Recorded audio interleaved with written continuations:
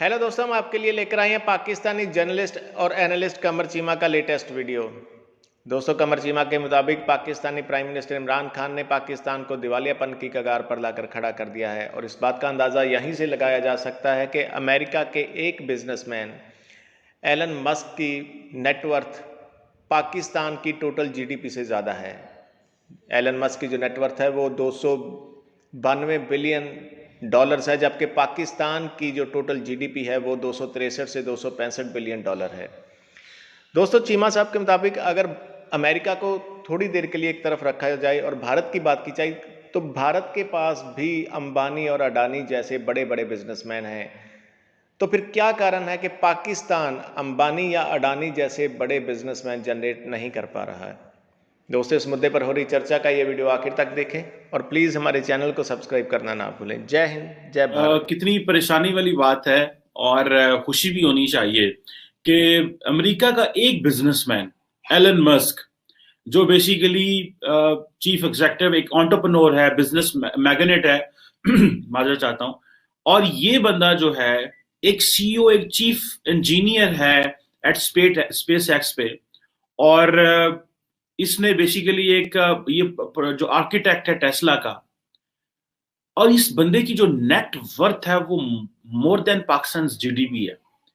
इसकी जो net worth अभी है वो 292 बिलियन डॉलर है। Net worth of Elon Musk जो है वो 292 बिलियन डॉलर, जो कि पाकिस्तान की जीडीपी से ज्यादा है। अब आप इमेजिन कर लें कि पाकिस्तान की जीडीपी अगर अमेरिका का एक बिजनेसमैन जो है, एक बिजनेसमैन जो अमेरिका का है, उसके जो बिजनेस है वो पूरे पाकिस्तान से ज्यादा है। उसकी उसकी जो वर्थ है, उसकी जो मालियत है वो पूरे पाकिस्तान से ज्यादा है। इसकी क्या वजह है? क्या हम कभी सोचते हैं? हमारी जो नेटवर्थ है वो तकरीबन 263-65 इतनी है। और हम 2003 साल पहले हम 304 बिलियन पे थे और अभी 260। इतनी छोटी सी इकोनॉमी है। एक कारोबारी बंदा जो है, और अगर मैंने देखा कि मैं देखूं कि पाकिस्तान में कितने बिलियनियर्स हैं, कितने लोग ऐसे हैं जो काम करना चाहते हैं या काम कर सकते हैं, या उनकी पोटेंशियल क्या है, जस्ट मैंने इसको थोड़ा सा एनालाइज करने की कोशिश की। तो फ्रैंकली स्पीकिंग कि कोई अच्छी वेबसाइट, कोई अच्छा प्लेटफॉर्म ऐसा नहीं था जो पाकिस्तान के बिजनेसमैन की पोजीशन बता सकता। And that was very shocking for me.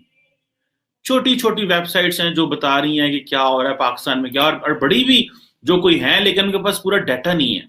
और जो लोग हमारे पास हैं, जो समझते हैं हम बड़े, जो बिलियनियर हैं, ठीक है जी, वो मतलब दे आर पॉलिटिशियंस। यानी कि सारा का सारा पैसा जो है वो पॉलिटिशियंस के पास ही चला गया। अब वो एक शाहिद खान का हम बड़ा नाम लेते हैं, ठीक है जी, वो भी अमेरिकन बिजनेसमैन है, और हम उसे पाकिस्तान के खाते में डाल लेते हैं। है वो उधर। उनकी जो नेटवर्थ है मेरा ख्याल है 8 बिलियन डॉलर है। और उसके बाद मोहम्मद अनवर परवेज साहब है एक, ठीक है जी, ये भी एक यूके बेस्ड जो है वो ऑपरेशन चला रहे हैं, कंपनी चला रहे हैं, यूके बेस्ड पाकिस्तानी बिजनेसमैन।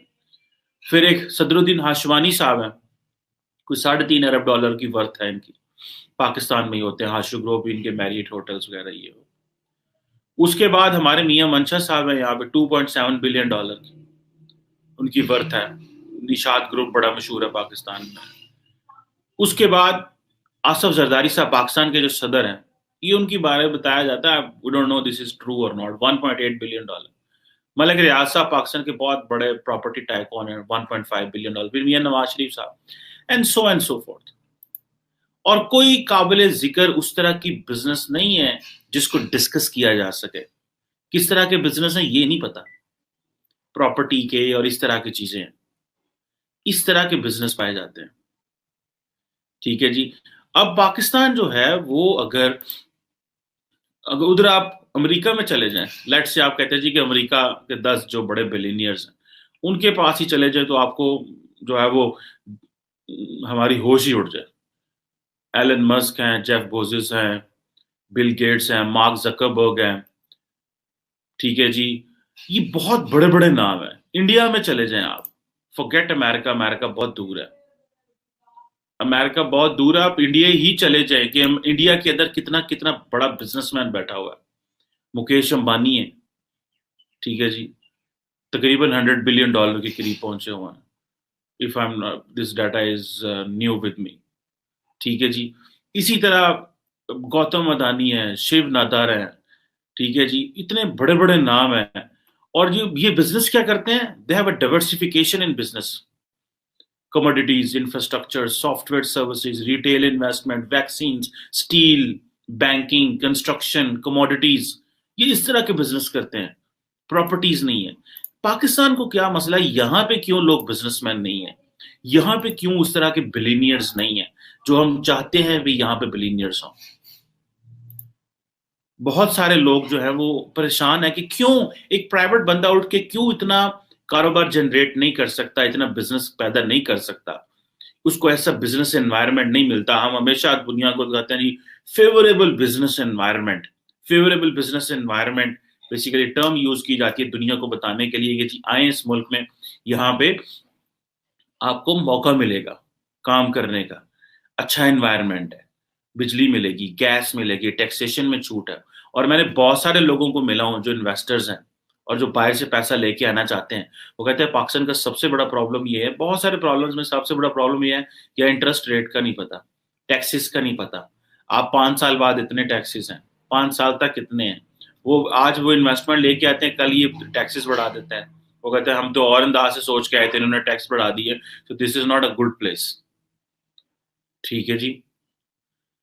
हम अभी छोटी सी इकोनॉमी है, सिर्फ $29 बिलियन की रेमिटेंसेज हैं, $20 बिलियन के ऑलमोस्ट फॉरेन एक्सचेंज रिजर्व पड़े हुए हैं, और $30 अरब की एक्सपोर्ट्स हैं। That is total economy. अब इस इकोनॉमी से आपने ये 24 करोड़ का मुल्क चलाना है, this is not a fair job. और तजर्बे भी करने हैं पाकिस्तान के ऊपर, आपने तजर्बे करने हैं, तजर्बे आपने तजर्बे करने हैं इस मुल्क के ऊपर। अब एलन मस्क जो है, एलन मस्क को कौन सी चीज ऊपर ले गई, एलन मस्क को फ्री मार्केट इकोनॉमी और ये जो आइडिया है फ्रीडम, ये ऊपर ले गया। एक जो मुल्क में एनवायरनमेंट है, वहां पे लोगों को कारोबार करने दिया जाता है, वहां पे लोगों को उस तरह द मोमेंट एक बंदा उठता है, उसको उसको एक एनवायरनमेंट मिलता है, आइडियाज वो दे सकते हैं, वो यंग लोगों को ऊपर लेके आते हैं। यंग लोग जब ऊपर आते हैं तो वो अपनी मर्जी से फिर चीजें, अच्छे आइडियाज बनाते हैं। और वो तो इस चीज पे आ गए हैं, अमेरिकन और दूसरे जो डेवलप कंट्रीज हैं, वो कहते हैं यार ये डिग्रियों को भी छोड़ो, डिग्रियां क्या है। अब हमने क्या किया हुआ है, अब हम डिपेंडेंट हैं, बोरोड ग्रोथ है, पहले दिन से बोरोड ग्रोथ है, और हम उस बोरोड ग्रोथ से आज भी हमारी जान नहीं छूट रही। आज भी सऊदी अरब से देखे ना, अगले दिन $4.2 बिलियन मिला है, आज भी मिला है। IMF के साथ अभी उन्होंने कहा जी डील हमारी साइन हो रही है,